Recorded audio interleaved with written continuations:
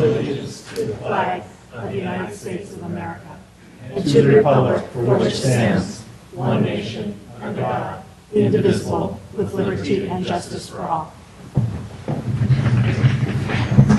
Roll call, please.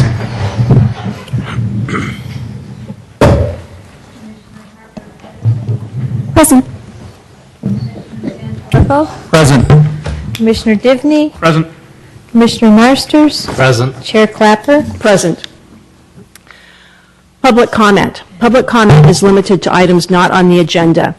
The Commission may briefly respond to statements made or questions posed as allowed by the Brown Act, Government Code Section 54954.2.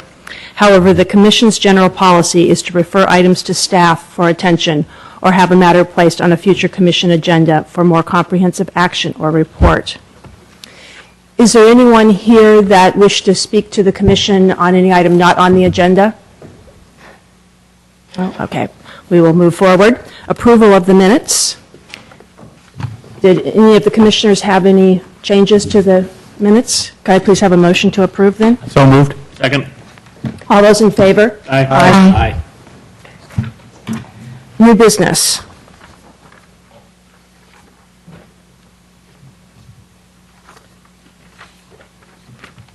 No new business. Sorry, I was reading off the minutes. Okay, public hearing. Procedure for public hearing. Staff will present a report on the history, physical features, etc. on the application, followed with the staff's recommendations. The applicant will make a presentation. Thereafter, interested members of the community may speak on the proposal. When all interested parties have had an opportunity to be heard, the hearing will be closed and no further discussion from the floor can be held. The Commission will then consider the evidence and make its recommendation. If you challenge a public hearing item in court, you may be limited to raising only those issues you or someone else raised at the public hearing described in this notice, the public notice, or in written correspondence delivered to the city at or prior to the public meeting. Speakers should fill out a speaker's form found by the door and hand it to the recording secretary prior to addressing the Commission. The speaker should come up to the microphone to speak since the meeting is being recorded. This will assist the staff in preparing the minutes. There are 2 items scheduled for public hearing tonight. The first one is 612 El Camino Real, APN 050133090, request for approval of a conditional use permit and architectural review for an outdoor use in the C-S Highway Service Commercial District, subject to the ER District overlay. Staff report, please. Good evening, Planning Commissioners. My name is Jill Lewis, and I'm presenting the request for the outdoor patio expansion for the Carlos Club. To give you a brief overview of the history, parking exception was granted by the zoning administrator on June 3rd, 2011. The parking exception required the maintenance of 2 on-site parking spaces along the side of the building. One would be ADA accessible and the other would be designated for taxi cabs and was based on evening operations. The conditional use permit and architectural review for the outdoor use was submitted on June 15th, 2011. At a meeting on October 10th, 2011, the Planning Commission conducted a public hearing and requested that staff work with the applicant and prepare findings for approval. The item was continued to a future meeting date. Planning Commission public hearing continued on January 25th, 2012, at which time you requested additional means of improving pedestrian safety, what the anticipated realistic capacity would be within the patio with taking into consideration tables and chairs, and also that staff obtain a noise study. So this is a project rendering provided by the architect following the January 25th, 2012 meeting. The architect proposed a means of delineation of the 5 feet between the outer wall of the patio and the property line, in addition to the lighted bollards already proposed. So that's this area right here. An 8-inch border flush to the ground would serve as a sort of visual curb that would be in line with the bollards, and a texturized paver would be installed between the wall and the bollards in contrast to the color of the existing asphalt. This is the site and floor plan. The paving detail that I just described is found here. And the applicant and the architect have also worked out a way to provide a queuing area within the boundaries of the proposed patio between the entry doors to the patio and the rear door of the existing Carlos Club structure. And that area is shown with these dashed lines. So the queuing would be within here. And this is achieved through the use of a retractable queuing management system. The queuing within the patio would reduce the risk of spill out onto the alley. And the area for the proposed retractable barriers would be on the southwest corner of the patio that was essentially underutilized space. So you can also see here a seating diagram which shows 18 tables with 4 chairs in the uncovered patio and 6 tables with 4 chairs apiece within the covered patio area for a total anticipated capacity of 96 occupants. When staff, security, and entertainers would be factored in, the realistic amount of people is about 100 to 125 occupants. These are various project details that I described. You may remember from previous staff reports that the applicant envisions the similar details as Milagros and Redwood City with the wooden chairs and wrought iron tables and chairs. The retractable queue barrier system that I just described might look something like this. I believe the applicant already uses a similar system for queuing just the existing nightclub operations alone. This is a sample of the lighted bollard concept and the flush border with the side or with the pavement.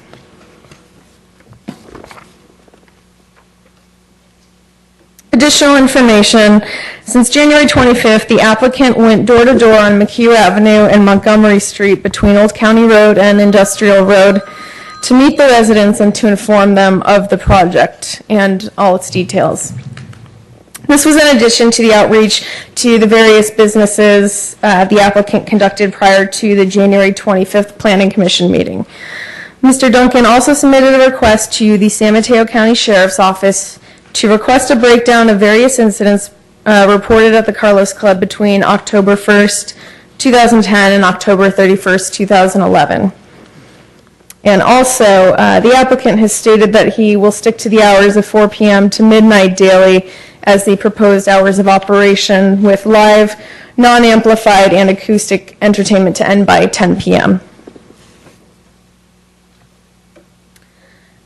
An item requested by the Planning Commission at the last meeting on January 25th was a noise study, and we sent out an RFP to 3 different companies and ultimately chose Illingworth and Rodkin.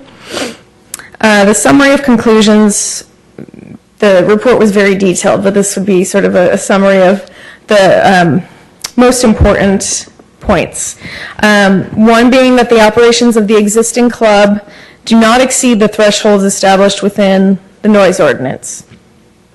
The use of the front door as a primary entrance to the club would considerably increase decibel levels. And as was proposed, the use of plexiglass at the patio perimeter wall porthole windows within the proposed stucco wall provides enough sound dampening to meet the city noise standards as long as the entertainment is non-amplified and acoustic. We also have a representative from Illingworth and Rodkin to answer any additional questions you may have regarding the acoustical analysis. The required findings, you saw this slide in your previous meeting. There's 11 required findings under the commercial zoning standards and proposed outdoor use. There are 4 required findings in architectural review findings and 2 additional required findings for the conditional use permit. Within the packet, you will find again that there are all the required findings for approval in addition to several findings for denial.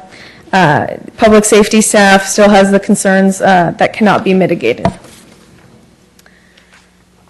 So it is recommended that you consider this request of the Carlos Club And you have the options to approve the expansion to the outdoor patio as requested or with any additional conditions you might see fit to add, or you may choose to deny the request. And these are the formal motions from which you would choose, and at this point I can answer any questions you might have of staff. The applicant also has a presentation to make, and if you would like the acoustical engineer to speak, just let me know. Do the commissioners have questions for staff at this point in time? I have no questions, no. Okay. I have a Commissioner couple for Marsters? the acoustical engineer.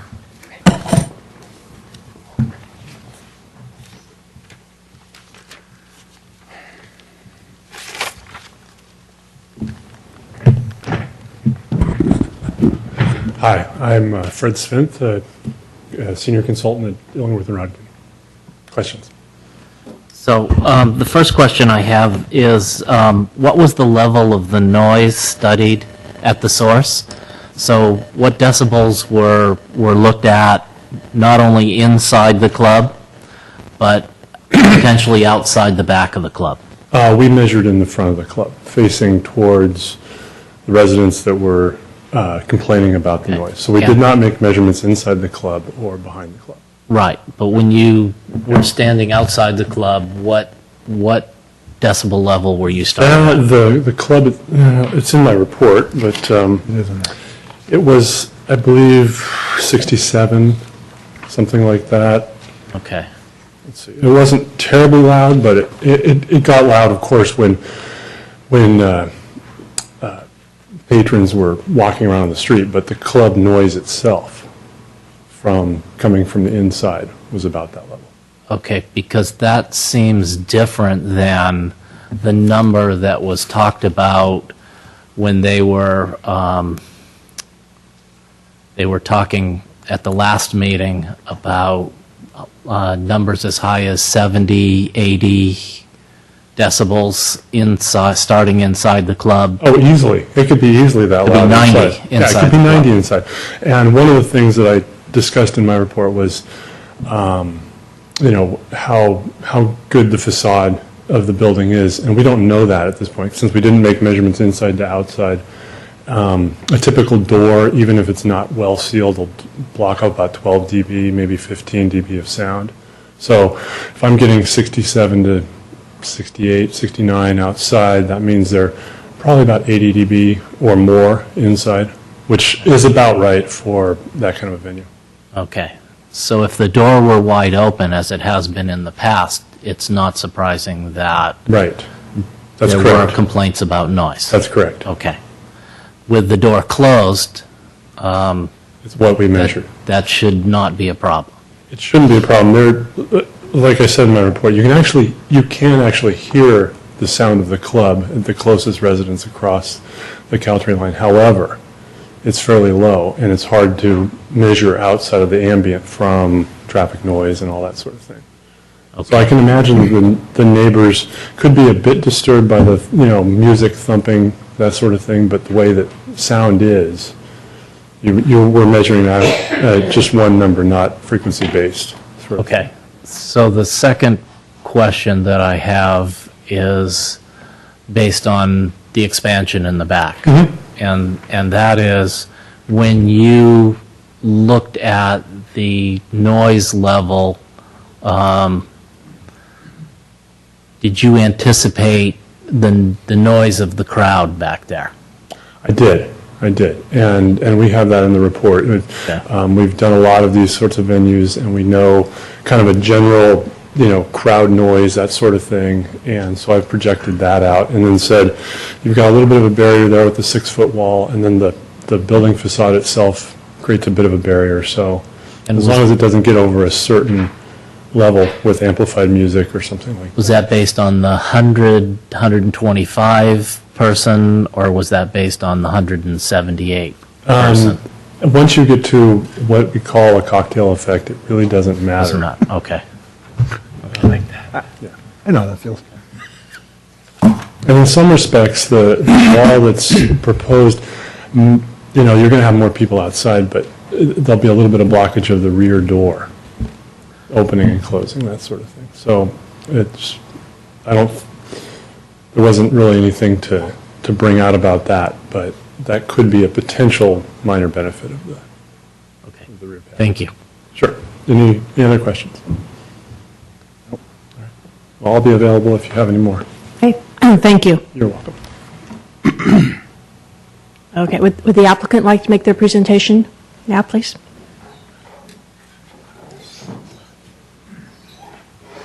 Thank you, Commissioners. I just wanted to say I respect your time and efforts on this project, and our ultimate goal tonight is for you to make a decision. I feel we've given you enough information regarding sound and police to come to a conclusion tonight. I think the city has still found reasons for denial with no substantiated basis on this project. So at this point, I think Una Kinsella can take it from here and answer all the questions regarding the project. But I will be here for any questions. Thank you. Good evening. Una Kinsella, I'm the architect for the applicant, and I reside at 1033 Paloma in Burlingame. And I went ahead and sent you guys in advance the information that I basically wanted to discuss tonight, the follow-up information from the requests at the last meeting. And Jill has pretty much summarized those responses. So I don't want to be too redundant, but I do just want to point out a few things that I think I want the opportunity to just expand on. And some of these slides are a little redundant. The first thing is going to be the hours of operation. Fred's completely in agreement with going back to the original hours. The second thing is on the occupancy. So the first occupancy amount that I came up with was based on exiting for fire and for also determining the number of bathrooms required. And so that's basically what's probably going to have to be the posted number of occupancy for fire reasons. But then I went ahead and I did a layout for, this is maximum seating based on tables of 4, allowing handicap accessibility around the tables in standard placement of tables. And we came up with a number of 96, which is total. But then we also looked at if we are going to actually be queuing people inside here, which was Fred's idea, which I think is a really great idea, to keep people off of this sidewalk, simulated sidewalk, I'll call it. We're going to have to account for the number of people there, too, if we want to talk about occupancy. We're also going to account for a security person at this point checking IDs, somebody at this point, and Fred would also like to have a security person at the exiting door as well. This is for probably the levels of highest occupancy. Currently, with an occupancy level of 88 inside the club, Fred gets, on a busy night, probably 10 to 15 people queuing up right now for checking of IDs. And that's probably, if we say doubled that, I counted, the code says that a person takes up about 7 square feet. So I counted we could easily account for 15 to 20 people queuing here. Another, if we extended sort of that retractable bollard system that I have another slide of and that Jill showed you, we could easily accommodate another 10 to 15 or 20 people in this area and this area, keeping the doors free and clear and keeping this area free and clear. And I think the idea of, if I can go forward to the next slide, the idea of having these bollards for lights, which is going to be a really nice way to define the edge of the street, so to speak, as well as being able to have a border and a delineated sidewalk effect of 5 feet width on the other side of the bollards.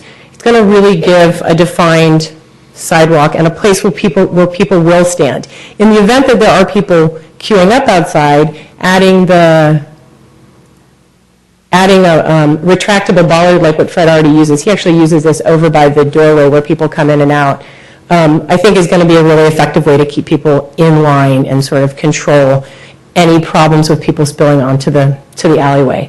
I just want to also point out a couple of things because I think there was in one of the findings for denial, it talked about how concern about traffic in the alleyway and backup of cars, there might be a congestion on El Camino. Well, this is a one-way alley that goes towards El Camino only. So one-way sign here. But it's actually confusing because I've parked in this parking lot a couple of times, so I'm not familiar with this place. I've come out and turned right going out towards Laurel Street because it's really confusing. I think that's where a lot of people have problems. We're going to eliminate that by getting rid of the parking spots that are in this area here. My feeling is that the people going in and out of this driveway, in a sense, are going to be people who are coming through from Laurel Street or just leaving the other part of the parking.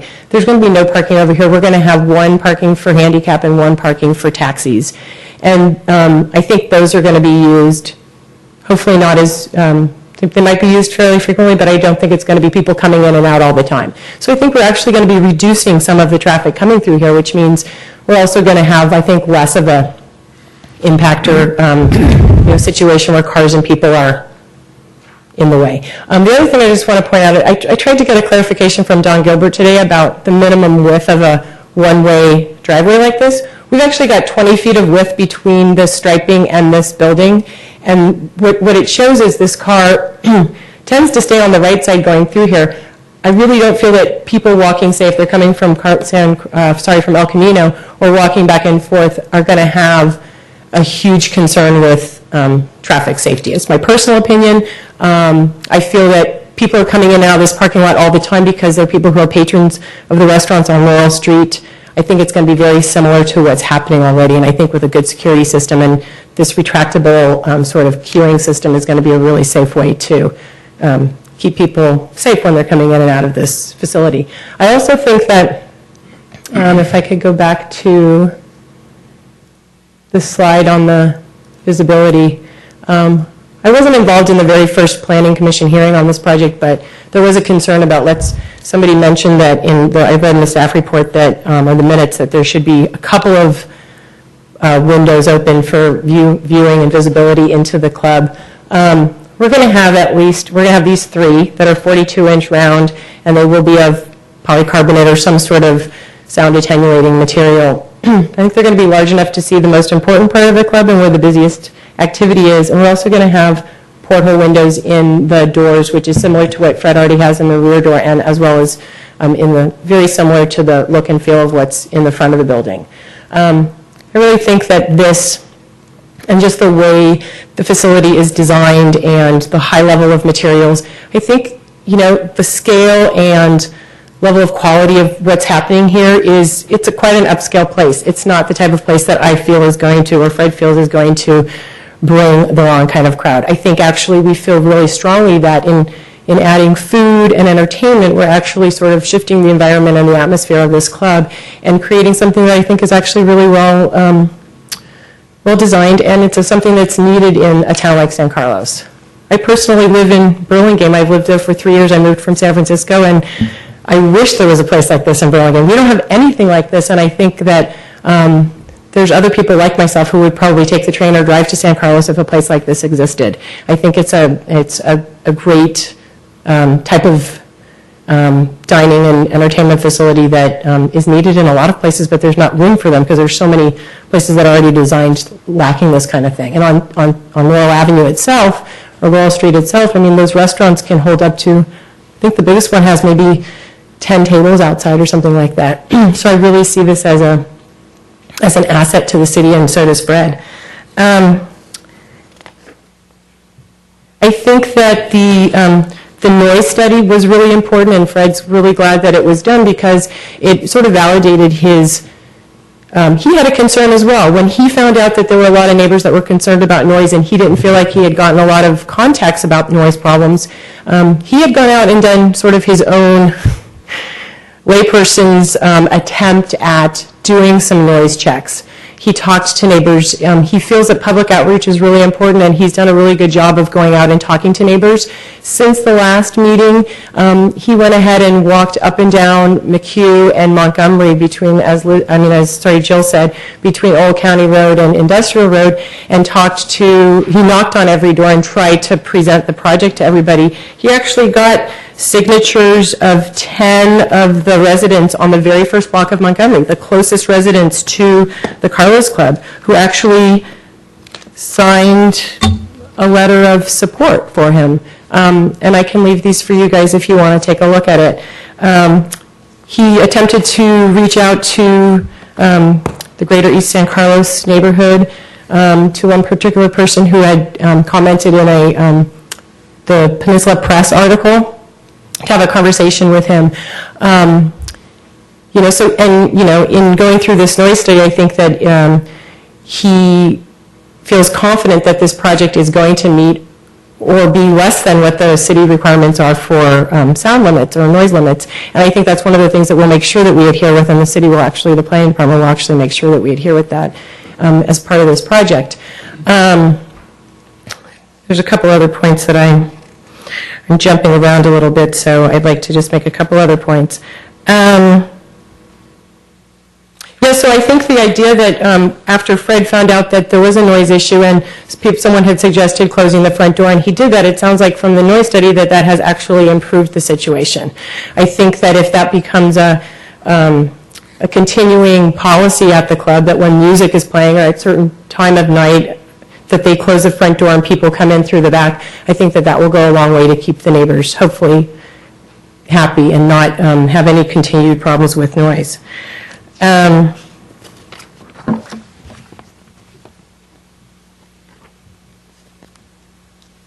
I think that, let me just quickly go through my slides here and see if there's anything else that I'm missing.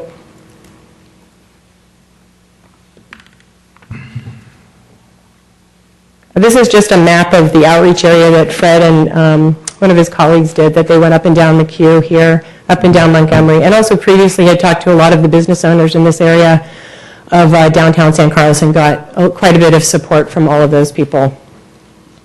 And then lastly, with respect to the letter from the police chief and the backup information that we received from the sheriff's department, Fred was very concerned, as was the community, about the 131 incidences that were identified in the letter from the police chief. And so he wanted to really have an understanding himself of what those were related to. So he did get some backup information, which I think you guys maybe have a copy of that letter, to show that, I think it really was a bit misleading in the newspaper articles about how many times the police have had to actually come to the facility on alcohol-related incidences and how many arrests and so forth were made. So, and we'd be happy to discuss that further, and Fred's happy to continue the dialogue with the police department or whoever is necessary to make sure that this project continues on and we can hopefully get approval and that we can meet or exceed all of the requirements of the city, whether it be for noise, lighting, security, or any other concerns that you guys have. And I'll be working with Fred through the next phases of this project to make sure that we meet with all those requirements. Does anyone have any questions for me or Fred? I actually have, I just need a point of clarification, actually, too. Could you go back to that sidewalk shot? The rendering, Yeah, or? no, the one that has it's painted yellow. Is that actually going to be elevated? I didn't. Oh, this? No. Okay, go sorry. Back. The example. That. No, Is that going to be just flush with the street? It needs to be flush No, for a couple, it needs to be flush for a couple I of want to reasons. make sure, because it sounded like a curb.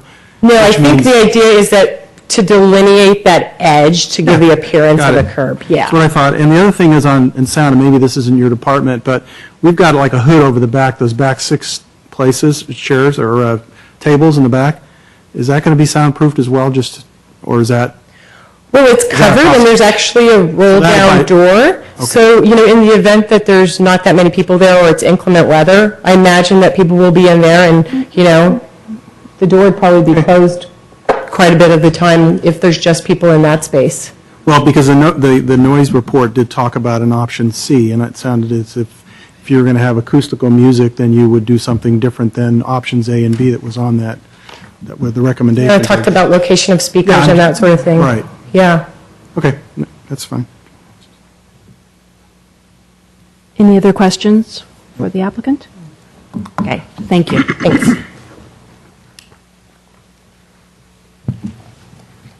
Okay. Russ Bertetta? I waive my right to speak. Okay. Is there anyone else here who wanted to speak on this item?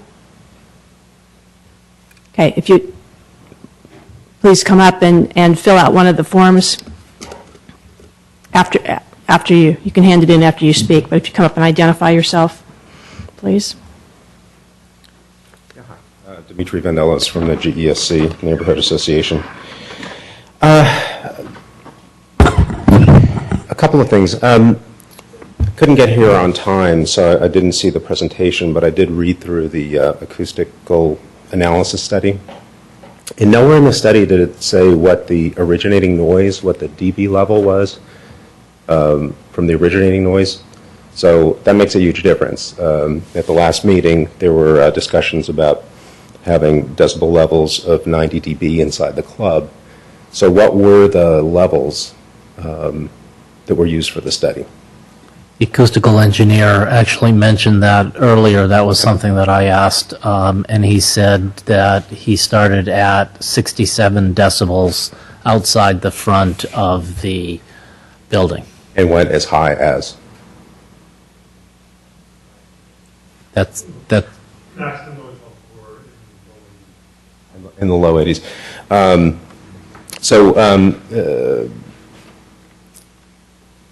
In the low 80s from, were the studies conducted with speakers on the outside? Because it's not a problem if the club closes its doors. We've identified that. So, we feel as long as the live entertainment is indoors, it's fine. But if it's outdoors, there are no doors to close, and that's the bottom line. So there's no way you can control. You're going to turn this into an enforcement issue because there's no way to control the types of entertainment that are going to be there.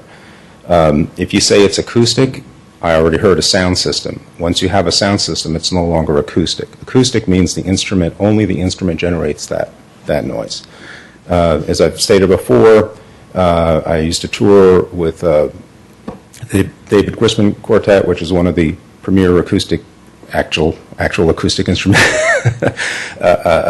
bands, and we only played acoustically once when the power went out in a Florida university, and people had to huddle up to the stage. I think it would be wonderful if it truly was acoustic, but I don't see with the ambient noise levels from El Camino that's actually going to occur. So, the key issue is that you can't shut the door when it's outside. You can't enclose. You can't get that space. If the sound could be inside, that would be great. The GESC has not had any direct contact with the owners. I don't know what level of reach out was there, but we didn't have it, and we are.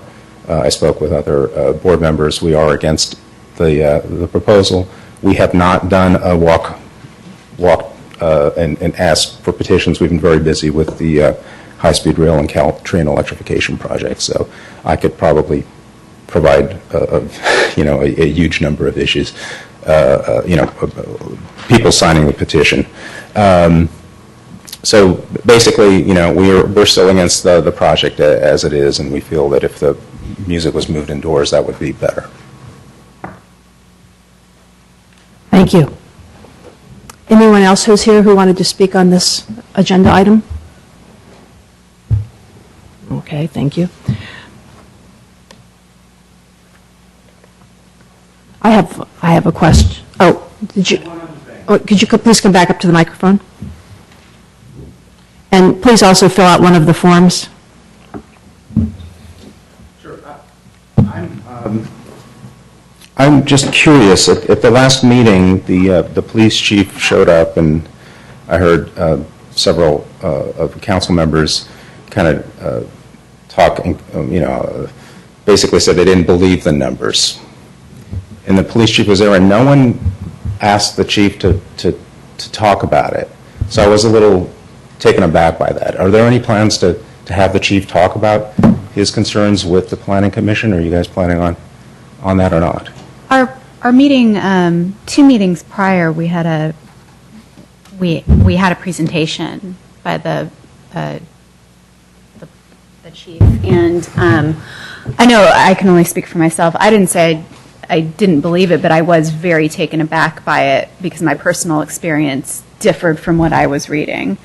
So I can only speak for myself for that, but I know that we did have an extensive presentation by the police chief.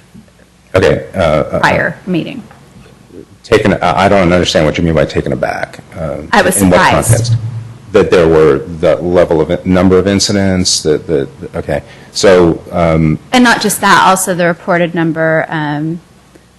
I was just really surprised by also the number of general ABC, everything he provided in the previous meetings, not just in regards to incidences, but also in regards to ABC licenses and such. okay, so the point being is there have been, folks have been saying, hey, they're refuting the claims, but you guys, has anyone gone back to the police chief and actually asked for clarification on the points? Do you guys have clarity on this issue? Or are you guys not going to do anything beyond the initial meeting? I'm very clear on this. Yeah. Thank you for the question, and, excuse me, thank you for the question. I think this will be part of the commission's discussion when we're discussing the merits of this application, and since the sheriff's captain is here, we would be able to also follow up with any questions with him at that point in time. So we appreciate your question and comment, and we will include that as each of us have different points of view. It seems that it's important if the chief of police has a view on it, that you guys are weighing it as opposed to discounting it. Thanks. Okay, thank you. Okay, was there anyone else from the public that had a question? Okay, before we close the public hearing, I have a question for the applicant. I wanted to be clear on which areas were in this expansion area, if any of them were going to be smoke-free areas, or what the approach was to that. Good question. That's a good question. Regarding smoking, we can't smoke in the back if there's food involved. Oh, Okay. good answer. So where would patrons be able to smoke? They would have to leave the premises to smoke. Okay. Unless it's possible legally to have them smoke inside without food. As far as I know, I don't know about that one. But Okay. All right, thank you. Okay. Interesting. Before we close the public hearing, do any of the commissioners have questions of anyone who's spoken so far before we move to the next step? Will we be able to call and ask questions of Captain Rothus once we close the public hearing? You'll be able to ask specific questions, but you won't be allowed a general presentation without allowing the public to comment. Okay. Thank you.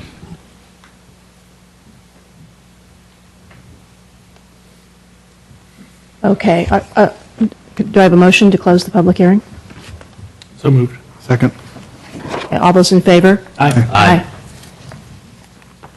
Okay, Commissioner Sanfilippo. I have no questions. Yeah, I have no, could- nothing to add. Oh, okay. I think the additions are good. The one thing I did notice, I think we had 2 guards before, now we're at 3? That's what I read in the conditional. Oh, no, It was my she was understanding pointing it out. it was always going to be Oh, was it? one per door. Per door, That's but my now we have understanding. 3. Entry versus entry and exit. Right, Right. yeah, since they're moving. No, I'm checking the satisfied. IDs. Otherwise, I'm satisfied with all the information. You're satisfied with all the findings at this point in time, okay. Commissioner Harper Henderson? I'm satisfied with findings as well.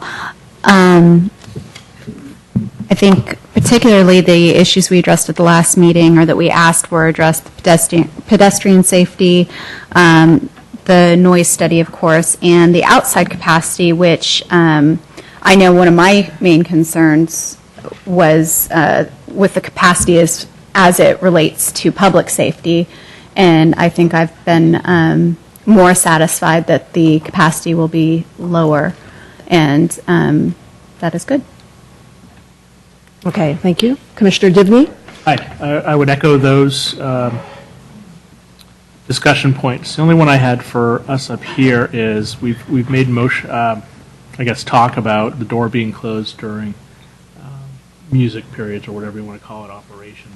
We don't really have that as any kind of condition in here. It seems like it's an assumption, but I don't know if that's something we need to put in just to ensure, or do the noise ordinances just cover it? I mean, it turns out to be, at the end of the day, an enforcement issue. I personally would think it would be, because it is a place to get in and get out. Right. If there's an emergency or what have you, so. Well, I think we're talking probably the front door. No, that's what I'm talking about.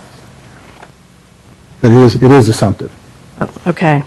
So we would add that as a condition? I don't know. I think staff's got something to add. Okay. It would be a required exit and could not be locked during the business hours, but it could be not utilized as the primary entrance, certainly. And that can be put in the CUP? Yes. I don't know. I think we should at least have discussion points regardless of what the conclusion is. Sure. Isn't that, didn't I read that in here about the noise study, that they're willing to push it around to a back entrance anyway? But it's not. But it's not Not in here. stipulated as such. Yeah, I'm just trying to tie up a loose end. Got it. If it's indeed a loose end. Yep. So other than that, that discussion point I'd like to run to ground and then can make the findings. Okay, good. Commissioner Marsters. I'm going to bring up the elephant in the room, which to me is the recommendation not to approve from the captain of the Sheriff's Department. And while I think that you've done a great job with the design and addressing noise, I still have an issue with the safety, and I actually did go and talk to Captain Rothus and spent some time talking to him about the concern that he has with the safety surrounding the club. I have a concern because we had 132 times that they actually had to come out. If there's a tripling of the number of patrons, will that have a significant impact on the city's community? The police services that are required, that at this point is where I have a problem making one of the findings at this point. And specifically, which finding is that? That would be the finding on page 9.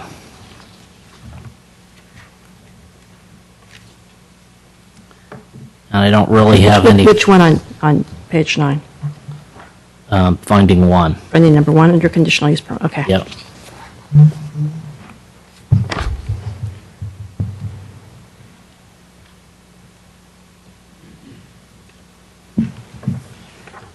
So that's where I am right now. So you are essentially agreeing with the denial, the way it's summarized here on page 9, versus... Not all of it, but enough of it so that I have a concern that I can't make that finding.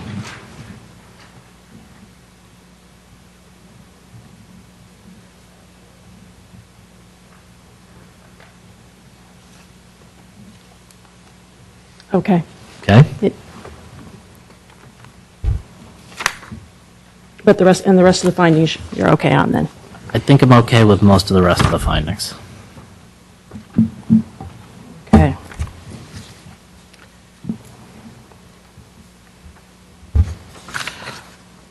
Okay, so I am pleased with many of the changes respective for the safety of the patrons.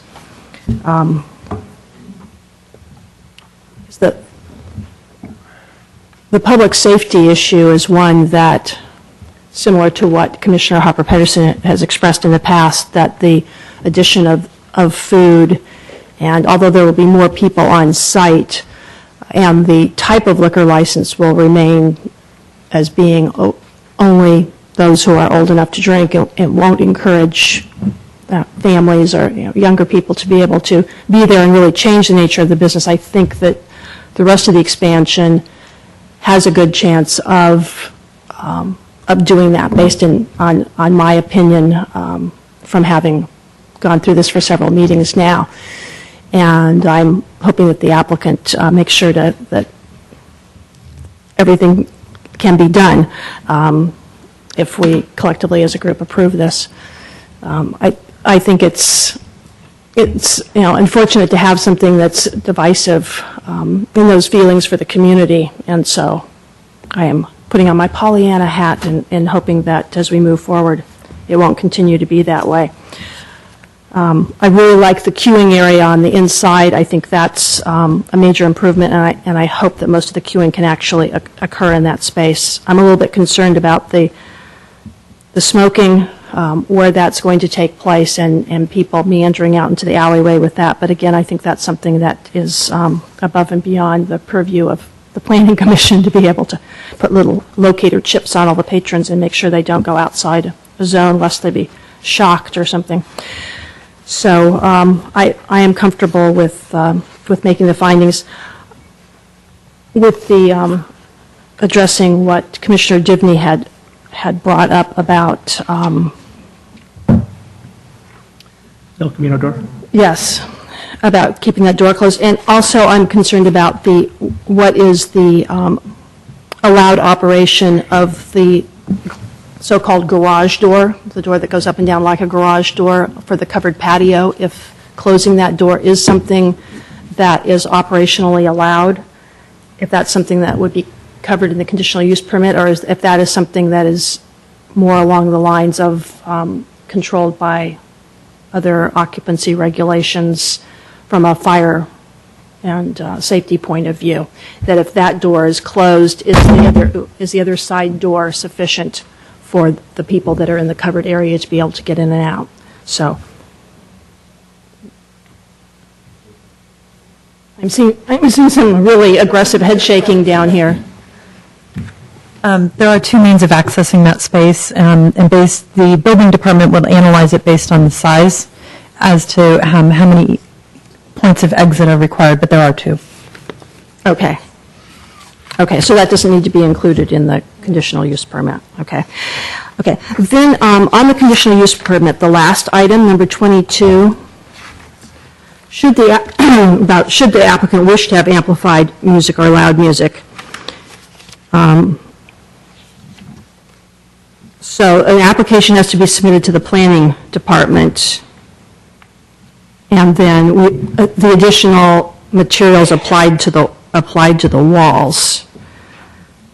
And so the only hurdle for being able to then do amplified music is applying to put the noise absorptive material on the wall. Is that, or is it an application to revise the conditional use permit? It's not clear to me exactly how that happens. It almost implies that if they put the material on the walls, they can do whatever they want with the music. So it almost seems like it's not the same as the one above it, number 21. So could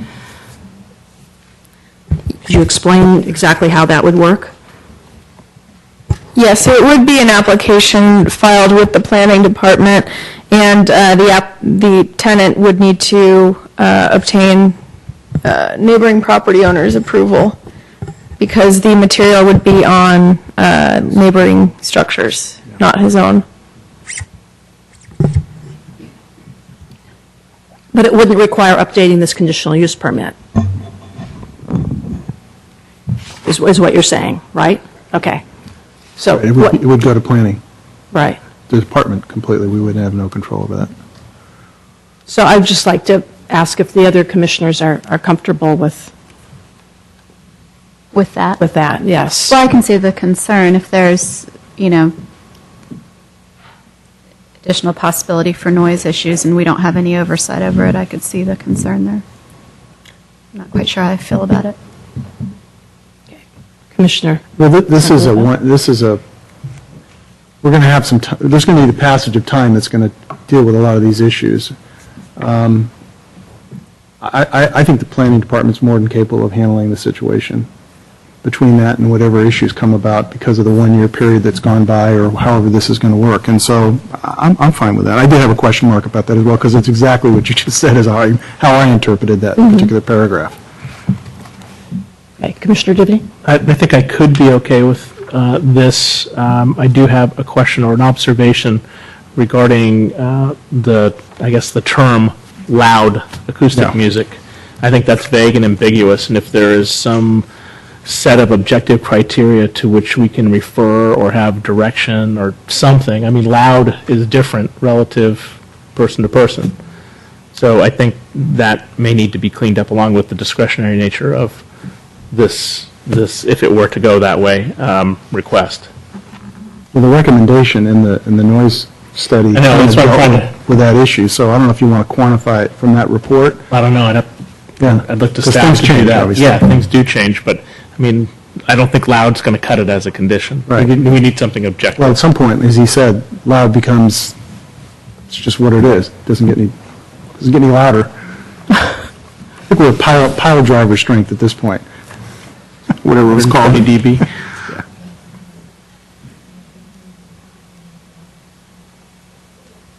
Okay. Can you tie it back to the noise?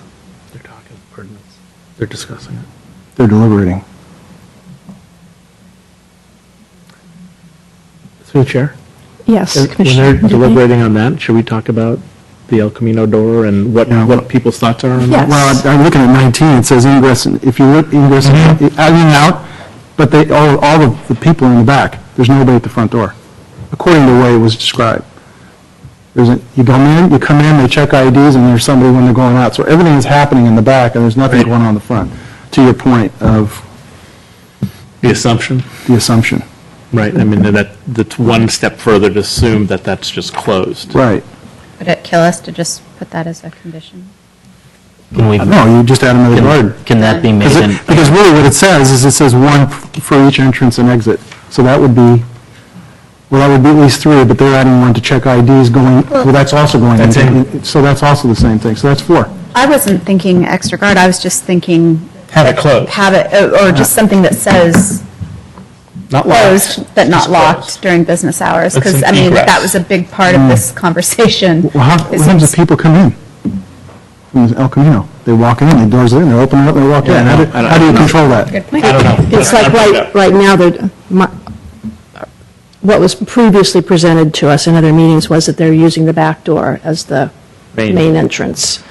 So there's a supposition that they're going to continue to use the back door as the main entrance. And although this supposedly only deals with the expansion in the back, the fact that it's going to change access to that back door, it seems that we should stipulate something in here about the rear entrance continuing to be the main entrance. So maybe we don't say keep it closed, we say utilize rear entrance as We main could do that, entrance. but it says you have to have somebody at every entrance and exit. So that would be four. Right? Can this be made, Well, I think it just says outdoor. can this be made into an Says in, emergency out, access? during hours of patio operation. We could ask the applicant. So we can, yeah, Oh, well, yes, okay, so a good idea. this would need to be changed to be hours of operation. Operation. Right, period. Well, maybe, Perhaps. I mean, if there's no noise being generated, why not let some fresh air from the El Camino in? I said that somewhat sarcastically. Boy. I don't know, maybe it's in the minutia, but I think that's an assumption we at least need to continue the discussion on. Yeah, I guess I just wouldn't want to see the expansion project preclude using the back entrance as the main entrance primarily. Yeah. Not I agree. excluding the ability to use the front door, but that it would continue to primarily be the main entrance. Question is how you police it, that's really what we're talking about. Well, and that's what I was getting to regarding the noise ordinance. I mean, that's what it comes down to. That's the real concern is Right, the is noise that is- emanates from right. that door if it's open. Exactly. Because then you have 80 or 90 dB going out without it being knocked down by 12 to 15. But somehow you have to stop people going in without checking their ID. How do you do that without having somebody standing there? True. And that's the issue. The door becomes secondary at that point. Yes. Yeah. Because there's your safety issue right there. Would you like to hear about how they currently enforce using Yeah. the rear entrance as the How main they entrance? envision it if it were to pass. Absolutely. Okay, could the applicant please address how they plan on, Currently, we always have a doorman at the front door on the El Camino. Right. And we have one doorman in the back, and we have a floater. So there's 3 doormen, but one's kind of floating. If they need him at the back door, he's there. But we always have someone at the front door, always, and the back door. So and the 3 person people. currently at the front door is there to allow them in? Well, we don't want people coming back and forth through the door. We charge a cover charge, so we don't want people sneaking in, 1, and 2, we want to make sure they're of legal age. So we want to make sure we have the flow. We don't want people coming through that door leaving. They can leave, but then they have to go around to the back. And if they do come to the front door, we direct them to go around the back. So for coming in right now, you allow them to leave through the front door, but if they want to come in, you send them to the back door. Is that what you're saying? Correct. And there's a person there doing that. Yes. So we always have at least 3 people working, door people. So when the designer was talking, there were 3 in the back, and we didn't talk about the front. They will add 2 to 3 more. We'll add, 2 or 3 more. So we'll have 5 minimum. Okay. At all times? Yes. So when, Strike the word patio. when they come through the back, there'll be someone on that alleyway directing them to come inside. And then when they get into the queuing area, they'll have a doorman checking their ID and directing them inside or outside.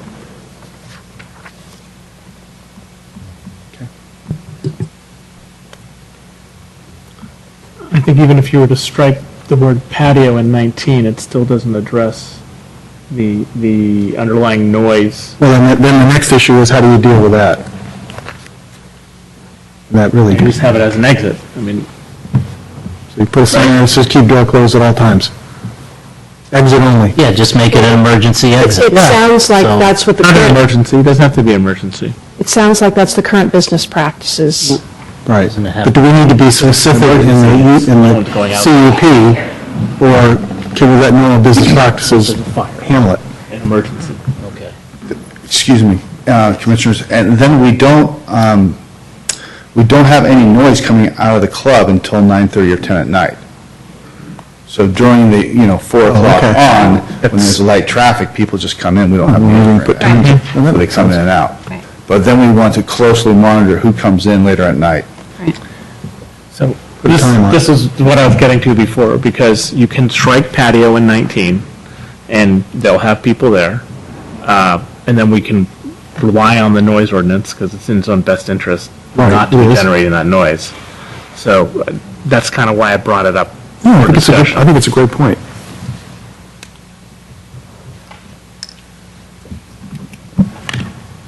I mean, you could very easily post a sign that said this doors remain closed after 6 PM every night, period. So On the inside. are you proposing that that be something that be added to the conditional use permit, or Well, we're here discussing it, I'm just kind of brainstorming is what is we're that doing. starting Right, to exploring. Yeah. prescribe business practices? Couple of suggestions for you. On condition number 19, if you want to strike the word patio, we would replace that during the hours of 9 PM to close, because as you indicated, it's open all day. I don't know that you need 5 security guards all day. And then if you were to add a condition relating to the front door shall primarily remain closed for ingress when loud music is played inside. Loud music. Is that loud word I again? don't know if he's going to have some nice jazz at 4 in the afternoon, it's on real low. Again, we get to the It's that objective loud being, standard. yeah. What's being loud? subjective. Yeah, I mean, the city noise level. Actually. Right. I think it was measured outside the front door, so we have that as standard. Okay. I'm do actually you fine think with it her was? first suggestion for 19. I don't think we should over-engineer any more than that. No, Okay. yeah, 19 was fine. 19 She is was fine. suggesting another one, though. No.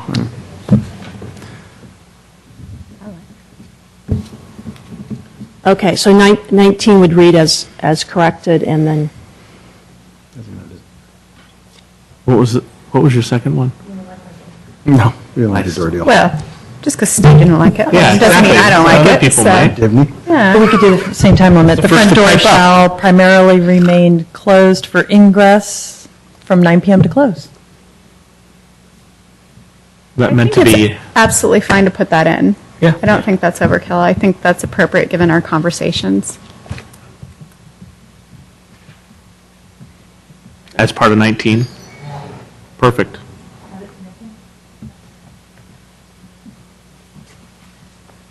Okay.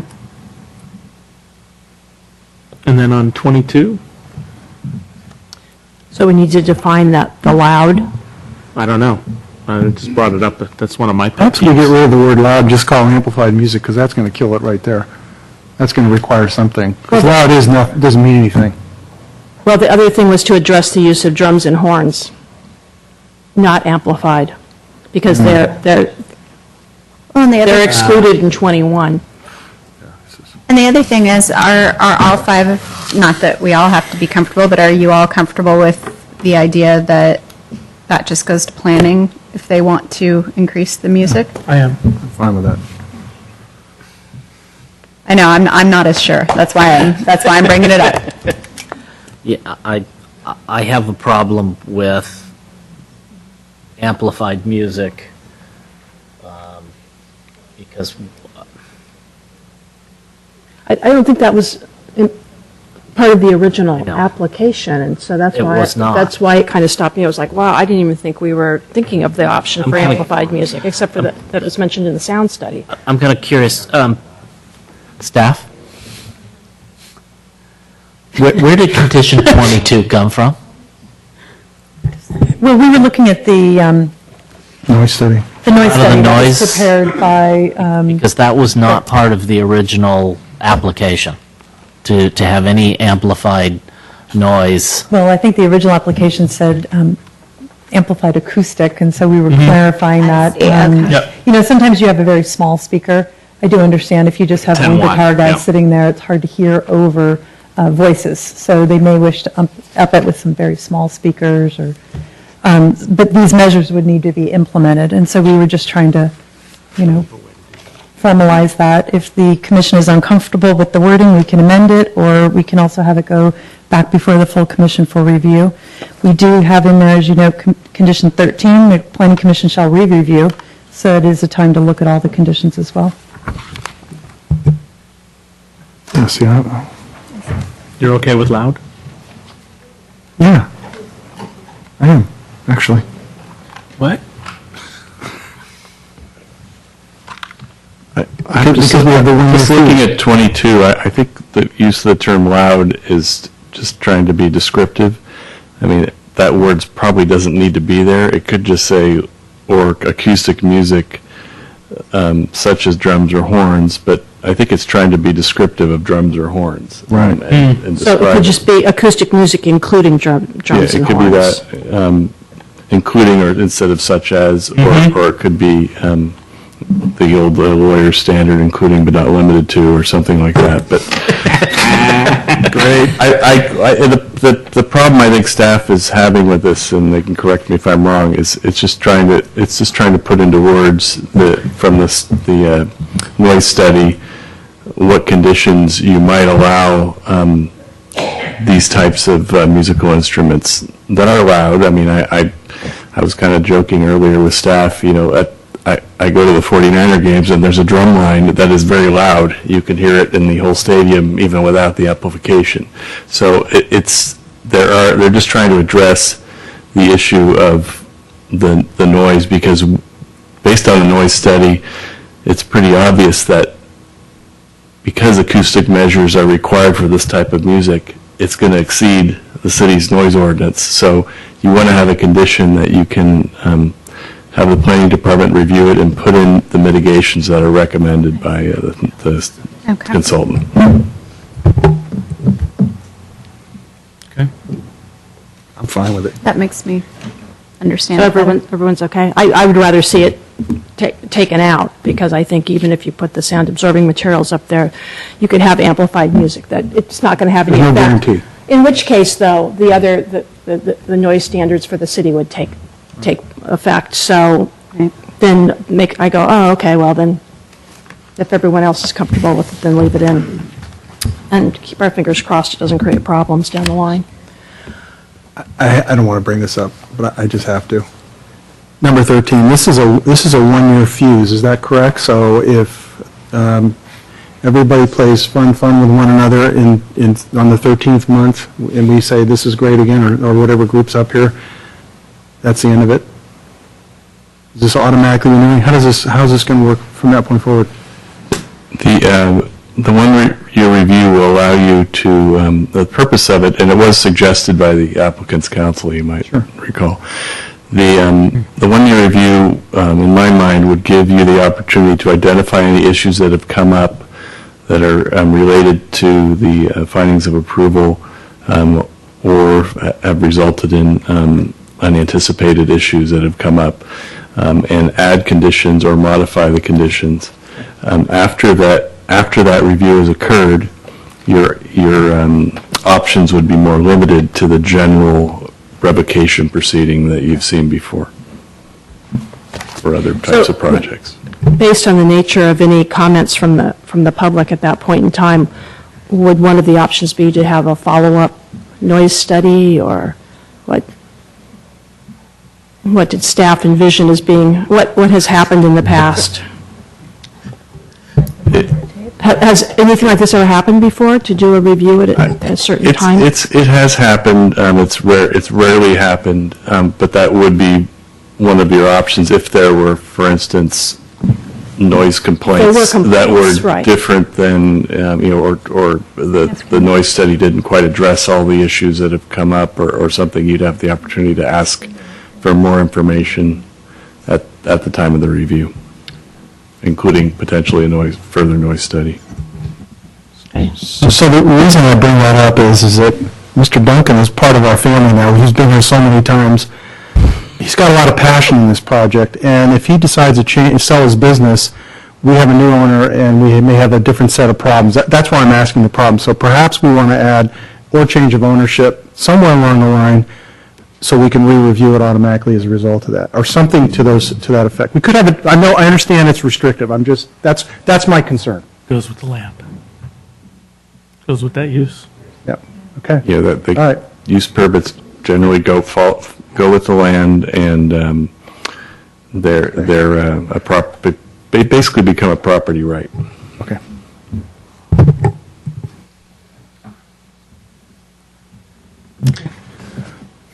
Okay. Are we all the same place? Consensus on the changes? I don't know, what was decided on 22? Leave it as a stat, or do we delete loud and such as, and put including but not limited to? I heard two things. That's what I like. Should the applicant wish to have amplified music or acoustic music, including drums and horns, which is the exact juxtaposition to the previous one, 21. Yeah, and That's I agree what I with you would on like. that, but I'd heard. So how about, I'm okay with that. Okay. okay. Commissioner Mersters, you're okay with that wording for 22? Commissioner Sanfilippo? Yes, I am. Okay, very, very good. Okay. Any other areas of comment, concern, questions before we move forward? Okay. Could I please ask for a motion? I move that the Planning Commission approve the request of the Carlos Club for a conditional use permit and architectural review approval at 612 El Camino Real, APN 050-133-090, based on the findings for approval and for the reasons incorporated in the staff reports dated December 5th, 2011, January 25th, 2012, and March 5th, 2012, as amended. Second. All those in favor? Aye. Aye. Any opposed? Yes. Okay, there's a 10-day right of appeal. Thank you, everyone. We'll move on to the second public hearing item. Madam Chair? Yes? I'm going to need to recuse myself from this. That was going to be, I was going to ask if you needed to recuse yourself, Commissioner Dibny? Yes, based on my discussion with city council member, city council, legal counsel for the city, I will. Fred? Oh, happy birthday, Fred.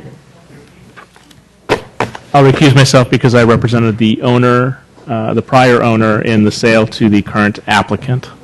Hi, Kim. Oh, I'll let him know. Okay. I'll be right back. You just let me know. I'll be on. Okay. Okay. This is item B on the agenda, 1620 San Carlos Avenue, APN 050-034-080. Consideration of a request for approval of a conditional use permit and design review for Peninsula Animal Dermatology. Staff report, please. Oh, look at that, we got little pictures.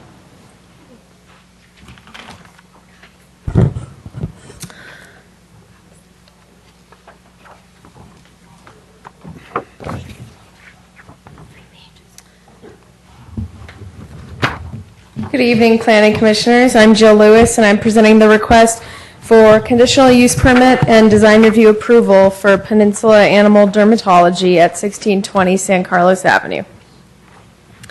The project site is located at 1620 San Carlos Avenue between Prospect Street to the west and Cedar Street to the east.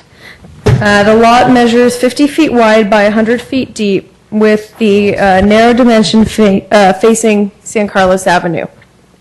The existing structure was originally a residence that was converted to a medical office and had remained that way for many years, with a detached garage at the rear, which is to be demolished as part of this proposal.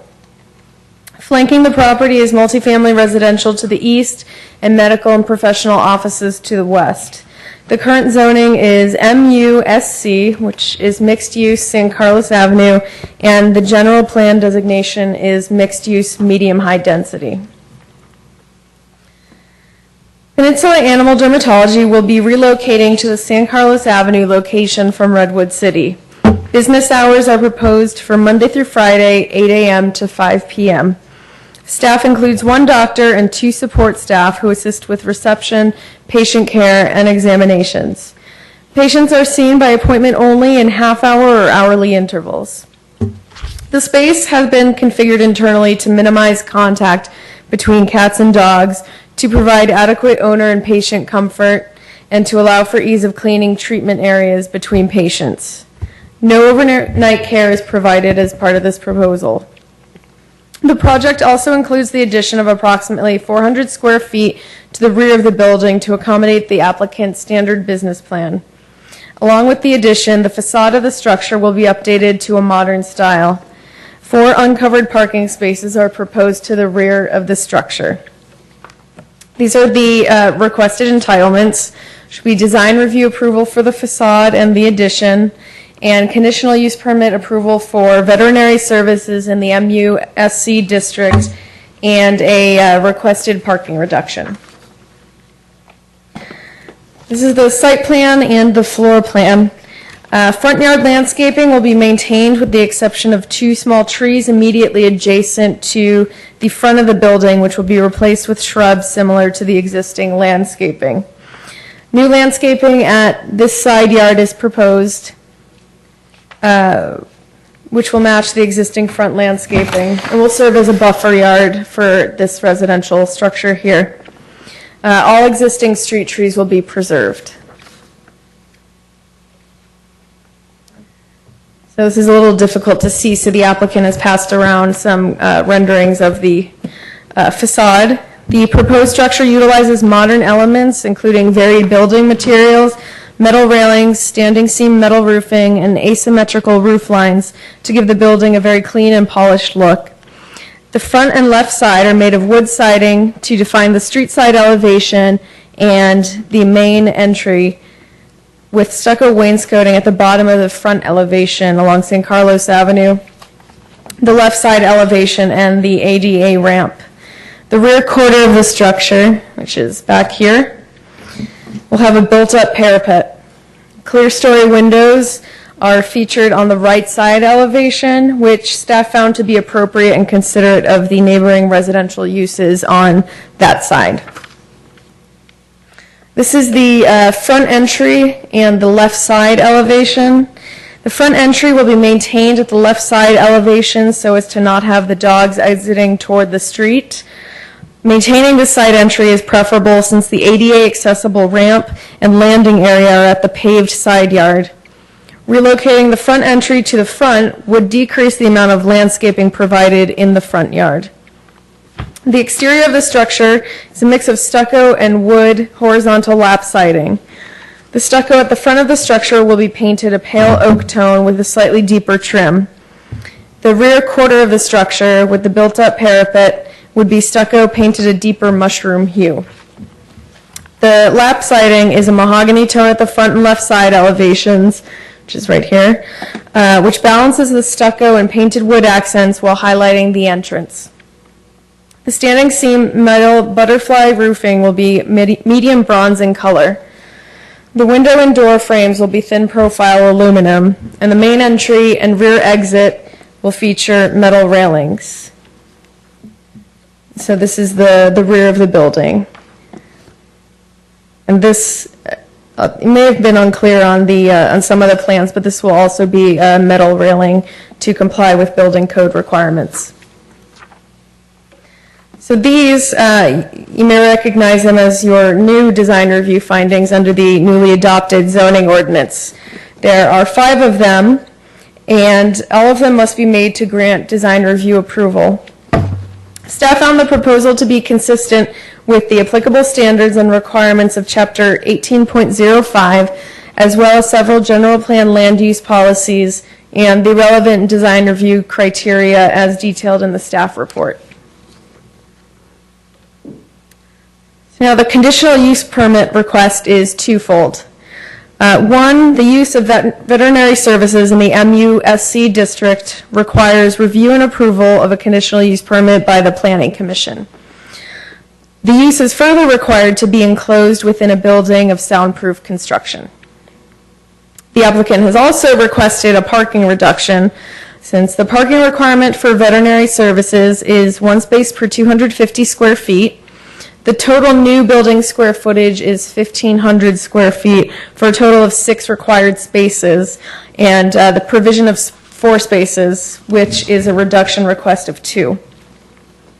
The applicant had the ability to stripe the 4 spaces total in the rear of the structure.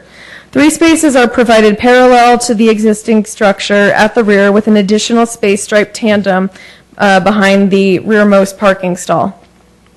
These tandem spaces are permitted per section 18.20.100B of the zoning ordinance. And the parking area has been designed such that nobody will need to back out of the driveway. There's enough of a turnaround. These are the findings specific to approving a parking reduction. Staff found that all of these findings could be made since 2 of the 3 employees live within 5 minutes walking distance to the subject property and do not plan on driving to work. Additionally, the business is conducted on an appointment-only basis, and due to the specialization of the business, staff doesn't anticipate a high amount of traffic to the site. Further, there are also 2 on-street parking spaces directly in front of this property. Additionally, these are the 6 required findings for review and approval of a conditional use permit. The MUSC district allows for a variety of non-residential uses to encourage a greater mix and intensity of uses within a pedestrian-scaled environment. Allowable uses include commercial and office uses.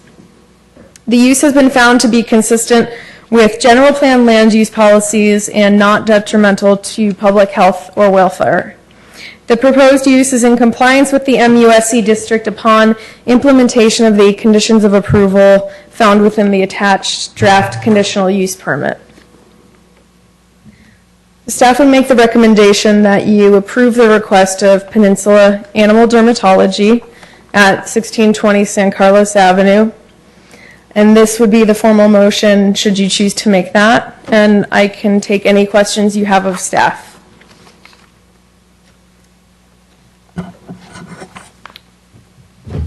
Are there any questions for staff? No, I do not. I just have one question, and I'm sorry, Jill, I don't know if it's better for you or for the applicant. I'm just curious whether the ramp, the ADA ramp on the side, has any impact on the traffic flow back to that parking lot. I can't quite tell from the drawing. Let's see. Parking lot was in the back, I think. Right. Back here. But wouldn't they be driving right next to it? Am I wrong? Am I Hi, reading I'm wrong? Kim Boyanowski. I am the building owner and the person who's owned Peninsula Animal Dermatology for 14 years. And to answer your question, the architects, and unfortunately from some scheduling conflicts, couldn't be here tonight.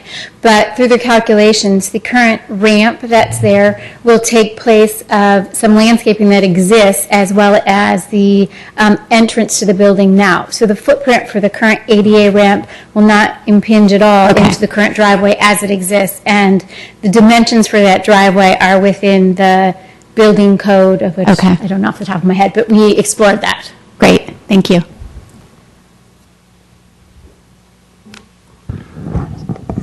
Did the applicant have more of a presentation that you I wanted was to make, or are you just available? Seeing if someone else had other Okay. questions for the staff, and if not, certainly we'd be happy to. I actually have a quick question for Jill. I'm trying to feel better about the reduction in parking. The issue that I have is that currently 2 of the 3 employees live within walking distance. What happens when those 2 employees no longer live within walking distance, or additional employees who have to drive? How do we deal with that? Or do we not deal with that? Good question. Definitely a question. Right. Kind of like me and Fred Duncan. I think Sells out. I think staff was comfortable with, just given the applicant's description of her business and her standard plan, more comfortable with the amount of parking provided on site. Okay. And the 2 tandems, the tandem spots in the back, I'm assuming that those are for employees? That's correct, yes. And to clarify also, the previous use was a medical office. And so staff doesn't anticipate that this use would generate, even the same amount of traffic that a standard medical office would generate. Thank you. So maybe this is a question for the applicant as well, I'm not sure. How many patient visits do you have a day?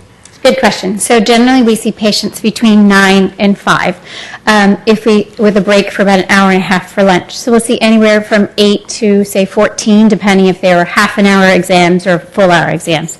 So 8 to 14, so say 10 on an average day, 11. Are these drop-off appointments, or do No, they're people, not. they hang So, out until? No. The owner will generally present with their pet. They stay for the appointment and leave usually within an hour turnaround time. Occasionally, once or twice a week, a pet will stay for an hour for a procedure. Generally, the client will wait, or as I am in Redwood City right now, the client will go have a coffee or have some lunch, and with walking distance to downtown San Carlos, I expect that would be the case, that they just go and run a quick errand or get some lunch downtown. When you say there are 3 employees are within walking distance, does that include you, or is that, so there's 4 people, or how many people are there? There are, so the 2 employees within walking distance do not include me. I could walk down, but I couldn't walk back up the hill. I live in St. Carlos, and I'm a resident, and I actually have done it. But no, so the 2 employees who live within walking distance, one lives on Tamarack and one lives on Cedar. The one employee who lives on Tamarack has been with me for 12 years. The other person has been with me for 6 or 7. And then there is another employee who, they don't work full-time. That's what I was going to ask, are they full-time or part-time? So, no, they do some part-time work, and one has been with me for 14 years, and she commutes from San Bruno. And then there's myself, and I live in San Carlos, and like I said, I wish I was in a little better shape to walk back up the hill, but. So since it's by appointment only, you have the ability to control your staff loads? Yes. You don't have completely. drop-in, right? Oh, absolutely not. And it's all by referral. So the patients I see are generally come to my office because their general veterinary clinic has suggested that they get care, Sure. a specialized care. So people don't drop in and walk in and have an emergency. I got it. Okay, thank you. Any other questions? I have no more questions, no. Okay. No? All right. Maybe And maybe I put the cart before the horse. I guess I didn't do a brief presentation, and if that would help, I can do that, or I'm happy to just entertain questions. There's plenty of information here. I have Yeah. nothing. I have a good idea what's going on. Sure. I have a question. I may have missed where it was covered in here. Since the garage structure is now gone, where will any of the waste management bins be? Meaning recycling and everyday Right. trash, right. So our office does have a plan to put some of that on the inside in the treatment area, and then on those days, which is what we do now, we take that out to the appropriate area where Recology, I believe is who it is, picks that up. Okay, but the bins that Recology picks up, where are those bins going to be stored? So they'll probably be stored in the side yard. Right now, there's something in the conditional use permit, I believe, Jill, that requires them to, that the architect design an appropriate place for that. Okay. Is any of that I stuff? figured it was in there, and I just didn't recall that. Another question Oh. in terms of, is any of that medical, biomaterial type stuff as well? No, so our medical waste is consistent mostly of sharps, needles, slides. Since we don't do surgeries and things that would have more medical waste, they're disposed of in the typical red medical waste containers that are picked up biweekly from a service in the Napa area right now, and we'll continue to use the same service. Okay. Just a question for staff. Is that type of thing regulated within the city, or is that regulated at the state level? State level, bio waste. Okay. So, Don't you guys want to strap that on too? You can do it. and what about any animal waste?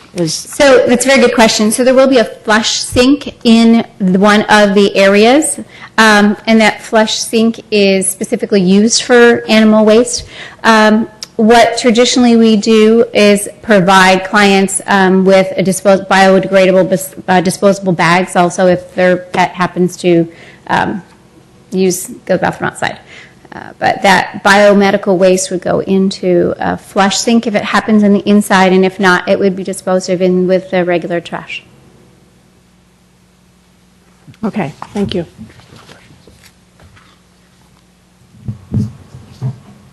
Okay. Is there anyone here who has any other comments? Sorry, I didn't have a noise report and don't have those things.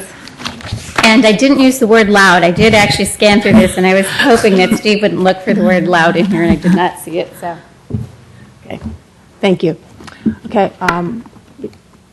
ready to close the public hearing? Motion to close? Second. All those in favor? Aye. Okay, the public hearing is now closed. We'll have discussion. Commissioner Sanfilippo, can you make the I findings? have a little heartburn over the parking issue, as you do. But it sounds to me like this is a well-established business that Knows its clientele. knows its clientele, it can control its staffing, it can control the number of patients that come through the door via appointment, so it's a little bit more controllable than a drop-in trade. I would agree. Me too. Okay, so you can make all the findings then? Okay, and Commissioner Marsters? Okay. Yes. Yeah, I agree on the parking. It's a concern, but since it is an existing business, if it was a new business and we weren't sure what was going to happen, I think I would have more concerns because it seems like we very frequently are reducing the parking that is being provided in this and other applications in the hopes that people will stop driving. Well, if the animals drove in, we'd have a problem. Yes, well, we don't want to encourage them to drive in for their appointments, do we? So, okay, yeah, I'm comfortable with making all of the findings also, so I would ask for a motion.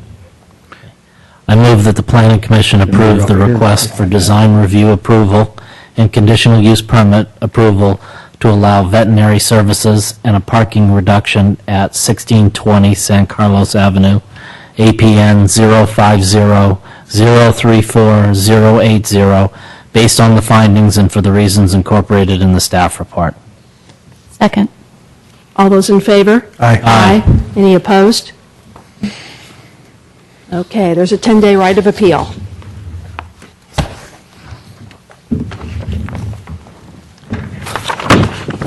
Would someone like to let Commissioner Divney know that he can Let the return? dogs in. That he should wake up and come back and join us? Oh, he's eavesdropping. That's illegal.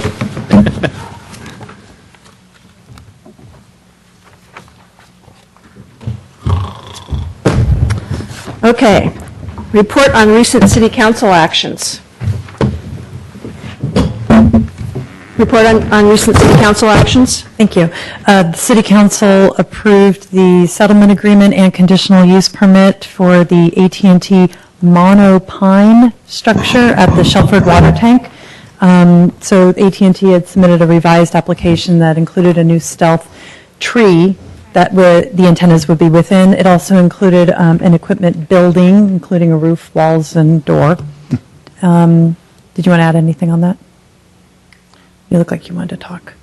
So it did include a roof, so then they have to add air conditioning. They actually units, had right? some louvered vents for Oh, okay. natural ventilation. I was wondering, okay, thank you. Just, there were some other conditions related to site conditions, trenching and Right, we had an arborist report. arborists, and then there's some tree protection for the trees if they're affected by the project. The City Council also approved the zoning ordinance, the minor modifications that you had talked about at the previous meeting. And was there another item? Okay, they introduced the ban on polystyrene containers of interest. Okay, thank you. Any comments or reports from Planning Commission members? Nope. None. Anything else that's going on? Okay. Correspondence? Okay. Planning, other comments, reports, updates of current projects from planning staff?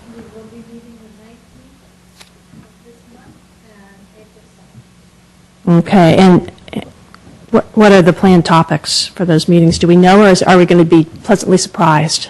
The 19th will be relatively short. PAMF needs to amend their grading permit again. They initially intended to use the crushed recycled concrete material as part of the fill. They cannot do that, so they need to bring in Really? fresh dirt. So and that means more trucks coming in than the permit currently covers. So that will be back the 19th. No other items that night. What about on the 2nd? What is the? On the 2nd will be Wheeler Plaza final environmental impact report, where we'll be asking you to take action for recommendation to the city council. Are we going to get a revised version of that document? Because there was a lot of discussion about traffic that we had. Yeah, Lisa can address that specifically, but typically a environmental impact report, final one, includes the draft as it was written and amendments to that draft and responses to comments, but specifically. The consultant is currently working on the response to comments, and we don't have any items where we're adjusting or amending the EIR, so we're going to bring back that draft document that planning manager mentioned with all the response to comments.